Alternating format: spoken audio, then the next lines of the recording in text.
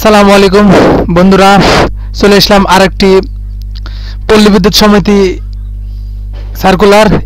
এটাও আপনারা যারা নতুন প্রার্থী আছেন তারা আবেদন করতে পারবেন।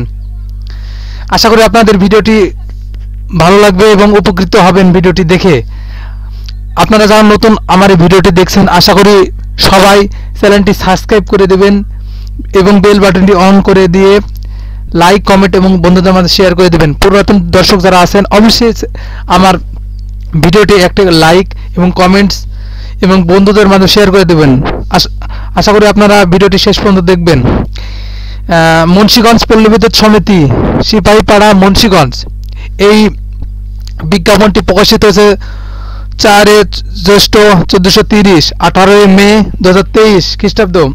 নিয়োগ বিজ্ঞপ্তি: মুন্সিগঞ্জ পল্লী বিদ্যুৎ সমিতি এর নিম্ন বর্ণিত শূন্য পদে লোকবল নিয়োগের নিম্ন মধ্যে মুন্সিগঞ্জ জেলার স্থায়ী বাসিন্দা এবং নারায়ণগঞ্জ জেলার সদর উপজেলার আলীরটেক ও ফতুল্লা থানার বক্তাবলী ইউনিয়ন, শরীয়তপুর জেলার নড়িয়া ও ভেদেরগঞ্জ উপজেলার চর আড়া, কাশিকান্দা ও নপাড়া ইউনিয়ন, জাজিরা উপজেলার কুন্ডের চর ইউনিয়ন, চাঁদপুর জেলার চাঁদপুর সদর উপজেলা রাজানশরীর ইউনিয়ন ও মতলব উত্তর উপজেলা একলাসপুর, মোহনপুর ও জহিরাবাদ আংশিক ইউনিয়নের স্থায়ী বাসিন্দার প্রার্থী ব্যতীত বাংলাদেশের অন্য সকল জেলা স্থায়ী নাগরিক নিকট হইতে যোগ্যতা সম্পন্ন প্রার্থী শর্ত পূরণ সাপেক্ষে অনলাইনে আবেদন আহ্বান করা যাচ্ছে।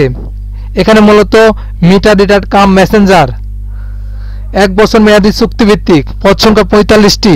এটা কম বেশি হয়, এটা জাস্ট দিয়ে রেখেছে তাই। এবং বেতন স্কেল 2016 অনুযায়ী 14,700 টাকা এবং শিক্ষাগত যোগ্যতা ন্যূনতম এসএসসি বা সমমান পরীক্ষায় উত্তীর্ণ হতে হবে।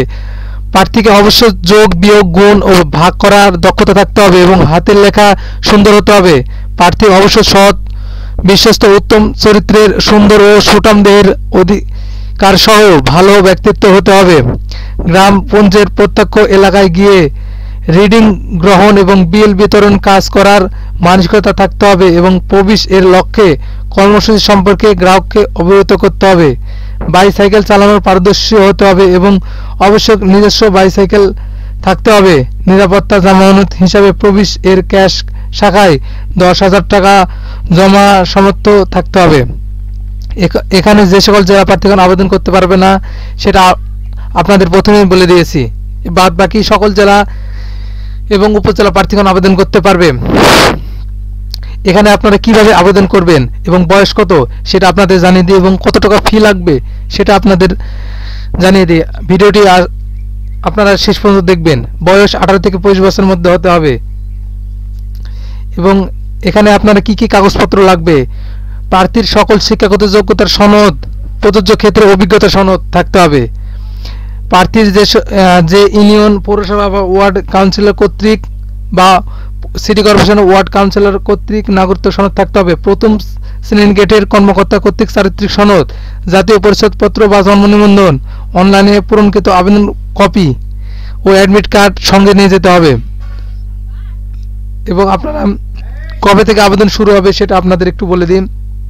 অনলাইন আবেদনপত্র পূরণ ও পরীক্ষা ফি জমাদানের শুরুর তারিখ 25 মে 2023 সকাল 10 ঘটিকায় এবং অনলাইনে আবেদনপত্র পরীক্ষা ফি জমাদানের শেষ তারিখ 15 জুন 2023 বিকাল 5 ঘটিকার মধ্যে। এবং আপনারা কত টাকা ফি লাগবে এবং কিসের মাধ্যমে ফিটি জমা দেবেন সেটা আপনাদের একটু বলে দিই। এখানে টেলিটক প্রিপেড মোবাইল সিমের মাধ্যমে 2টি SMS এর মাধ্যমে পরীক্ষা ফি জমা দিতে হবে। পরীক্ষার ফি 100 টাকা এবং টেলিটক সার্ভিসিং চার্জ 12 টাকা, মোট 112 টাকা।